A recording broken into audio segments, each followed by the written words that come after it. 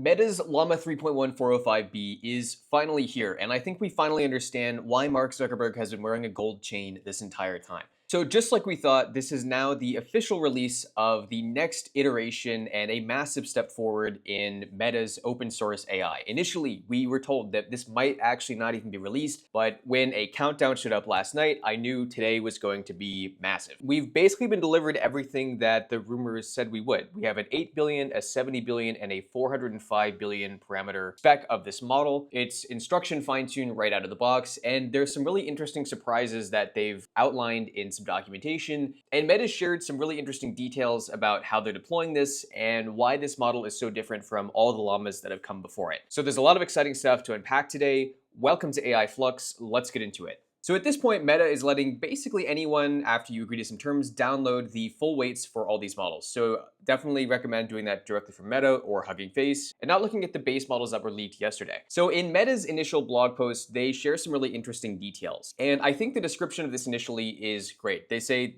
meet Llama 3.1, the open source AI model you can fine tune, distill, and deploy anywhere. Our latest instruction tuned model is available in 8, 70, and 405 billion parameter versions. So where can you try this right now? Frankly, I recommend Hugging Face Chat. I've had a Meta account I've used for this for some time, and occasionally it won't actually let me toggle the models, and I know a few people who've also had that issue. So I'll link to Hugging Face Chat below to use the latest, biggest model from Meta, granted at FP8 precision. So they present these three main models, and they describe them in different ways. So obviously, most people are excited about basically the largest open source model that has been trained from scratch in history. So they describe this as their flagship foundation model driving the widest variety of use cases, at least for text. The 70 billion parameter variant is reminiscent of what we've expected from Llama in the past. They say this is a highly performant, cost-effective model that enables diverse use cases.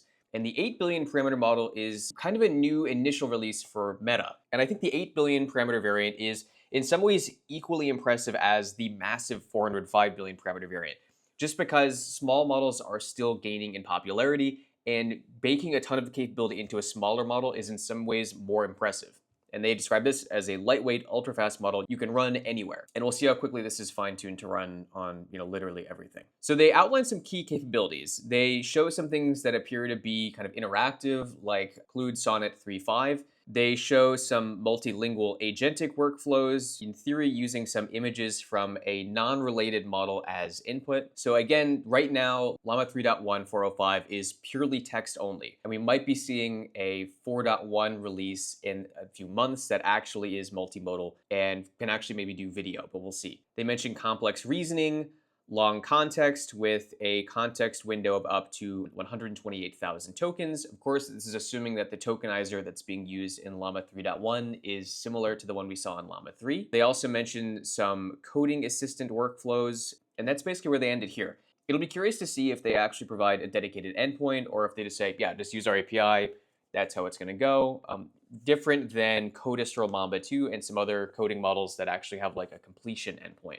Now, the biggest reason this is all so incredible is this is an open source model. This isn't a closed source model that has been highly restricted that you can then throw data into and get something out of. This is a model you can download yourself, and if you have the hardware, which we'll get into in just a bit, you can run it on your own. You don't need any special permission unless you're obviously using the Grok endpoints. And the other cool thing is this is actually available day one on Grok, which is awesome. And if anyone at Grok is watching, let us know. So they say here that using our open ecosystem, you can build faster with a selection of differentiated product offerings to support your specific use cases, whether that's inference, fine-tuning for distill and deploy, RAG and tool use, or synthetic data generation. So they're going after NVIDIA, a bunch of legacy tools that use RAG, which is basically where you can send in documents and then interact with them in a productive way, and private inference. So basically where you'd want to local inference, or if you have the GPUs and you just don't want to pay some other company basically to just use theirs. At this point, I think it's fair to say that RAG is quickly becoming kind of a legacy product offering, especially with these context windows becoming so large.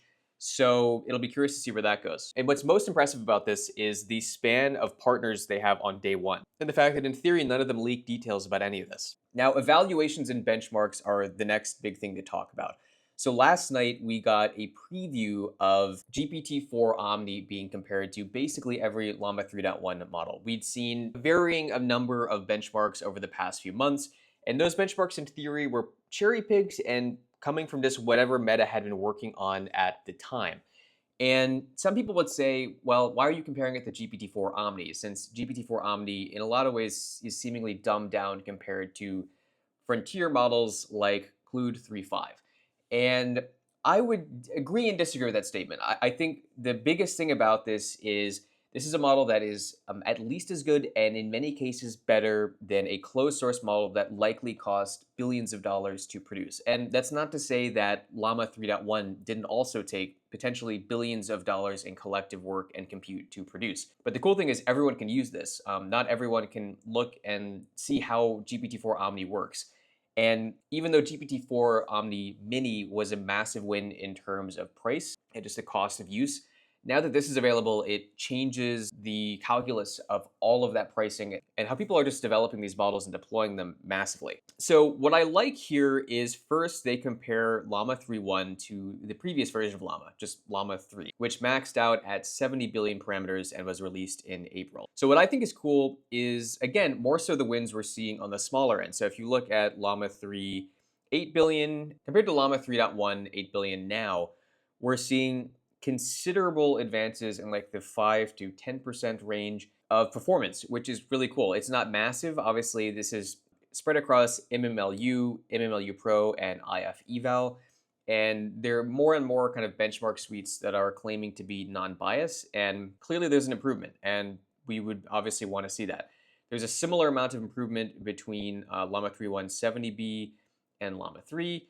And then, of course, it's not surprising that Llama 3.1 405B is even more powerful. And one thing that I would say is, in terms of raw capability with someone actually interacting with these numbers don't always perfectly line up. So for instance, there are things Llama 3.1 405B will be able to do that in theory you couldn't do with Llama 3.1 70B, even though the MMLU score is only about a 3-point spread. And what's interesting here is they don't really initially just say, oh, the GPT-4 is on the front page. You have to click benchmarks, since now I kind of like that they're differentiating performance from benchmarks. And of course, there's still areas where GPT-4 Omni does technically cut ahead. Like if we're looking at MMLU chat and IF eval here, there are a few areas, but what's cool is it's within margin of error, and that's awesome. And there are actually a few areas where Llama 3.1 405B is completely beating Claude Sonnet 3.5. And frankly, we just don't know a lot about Claude Sonnet 3.5. So I think it's cool to see that Llama 3.1 is really just obliterating performance in so many areas here. And granted, I will say for code, I am still massively impressed with Claude 3.5 Sonnet. But what's interesting is there's a lot of math performance where Llama 3.1 405B is completely obliterating the competition, and also in long context. And I think long context is the key here, because this is what's destroying really any reason you'd want to use RAG. This is what makes this model so useful for individuals.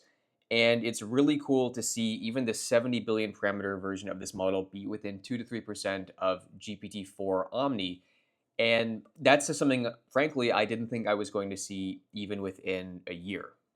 And for those of you who are curious why I made the gold chain joke, here is Mark with his gold chain. So clearly, if you had any question, if Meta was going to be leaning into open source models, this is, I think, everything you need to see. It'll be curious to see if they position themselves kind of diametrically against OpenAI, especially with their positions they're now taking in the US government.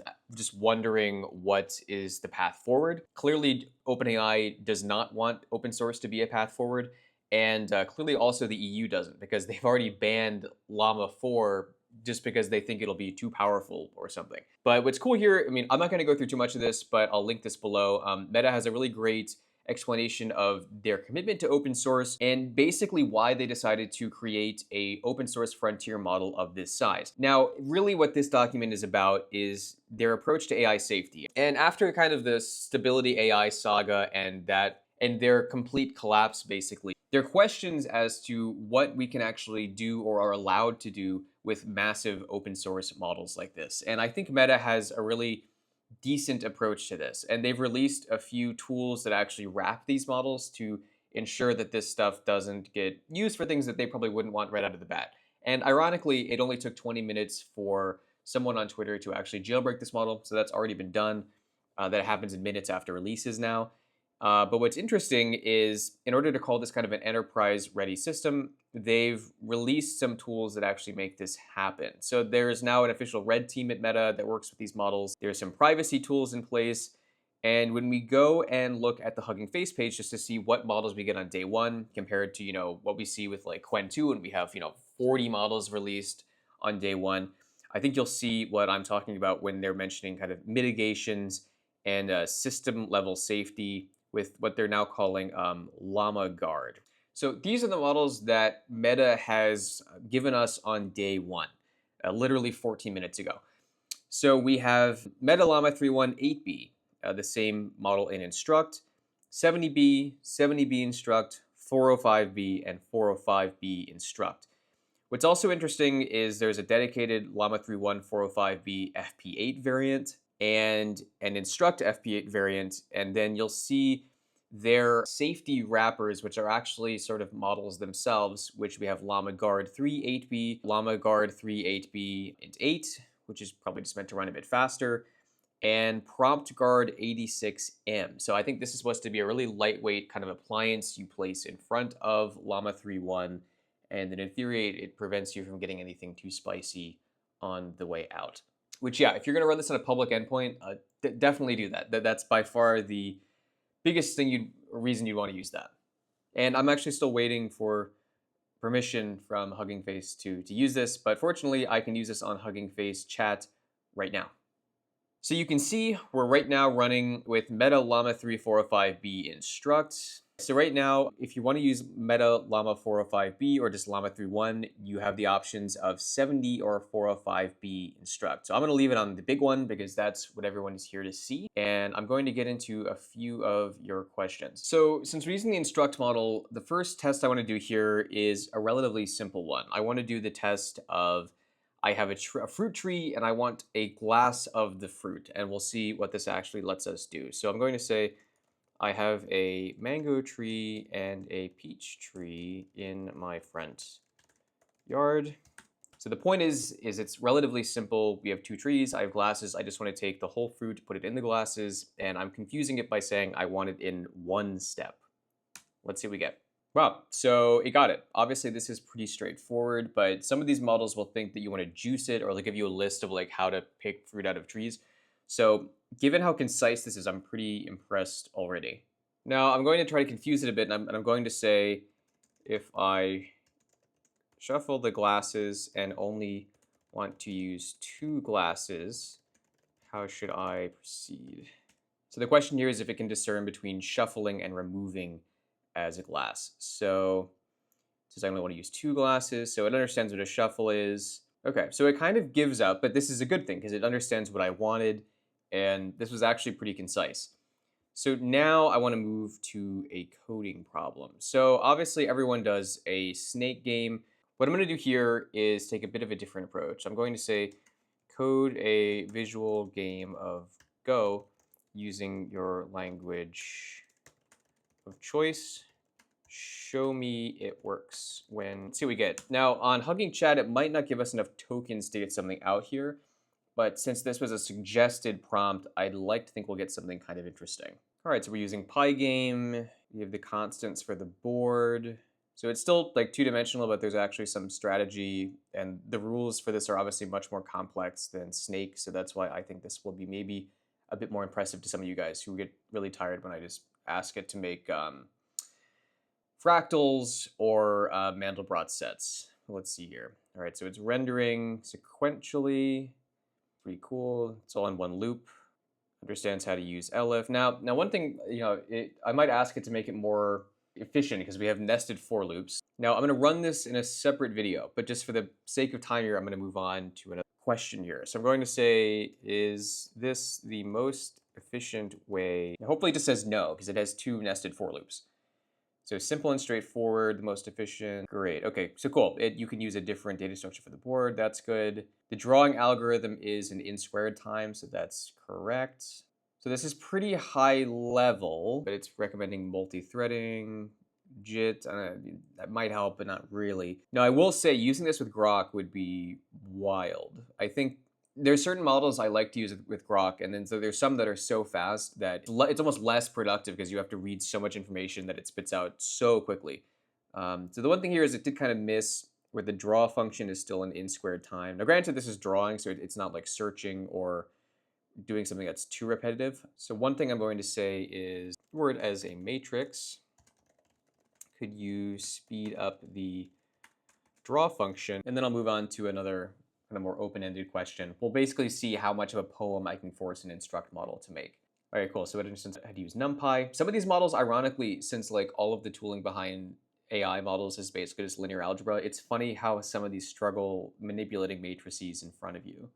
So what we're looking for is how it's actually representing the game. So we have the board in rows and columns in a matrice. And okay, cool. So now we're actually only updating what we need to update. So actually, that's much more simple. You have to understand how matrices work, but that's actually pretty impressive. This is something that GPT-4 Omni could definitely not do. And that's that. So let me try to do some basic writing, and then we'll write me a long poem about why SpaceX is better than NASA. Let's see what we get. So it might just tell us how to do this. All right, cool. This is sometimes hard to get instruct models to do, but the fact that this is kind of directable in a way that GPT-4 Omni and GPT-4 Mini definitely isn't, this is awesome. And the other thing here I'm trying to do is I said long, so I'm curious how much text this will actually give us. So its definition of long, it's probably going to get pretty close to its context window size, but this is pretty massive. Oh, all right, that is not bad. So that's probably like 10 paragraphs, and it's not bad. So in the realm of space exploration, a tale of two titans unfolds.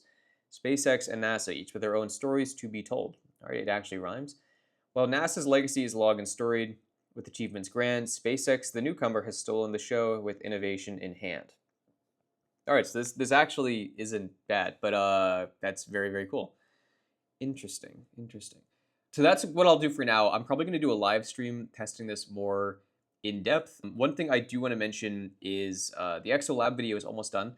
And what's cool is there's actually going to be a live stream this afternoon where EXO is running the biggest version of Llama 3.1-405B on their hardware that they can. And what's cool is this is the biggest cluster that anyone has spun up with clusters so far. So this is made up of 23 Mac Mini 16 gig computers. They are then all linked together in their kind of local distributed setup. Ironically, based on the GPU poor meter, they're still dead in the middle, and it'll be curious to see how this works out. Unfortunately, my Mac Studios did not come in time, so later this week I will be trying that out, probably with a large share of that being with the 4090s that I still have. But yeah, this model is awesome. I can't wait to see what kind of fine-tunes and collaborations we get out of this. It's truly a massive step forward in what we can do with open models and shows that there's clearly a fighting chance for the future of open source AI, even if Sam Altman seems to really just want to crush anyone's hopes of that going forward. But today is a bright day. It's great for developers. It's great for people who want to use these tools and not be kind of told how to use them. As always, I hope you guys learned something in this video. If you want me to do more testing later today, or you have things that I didn't test in this video that you want to see, definitely check out the live stream later today. If you like our videos, please like, subscribe, and share, and we'll see you in the next one.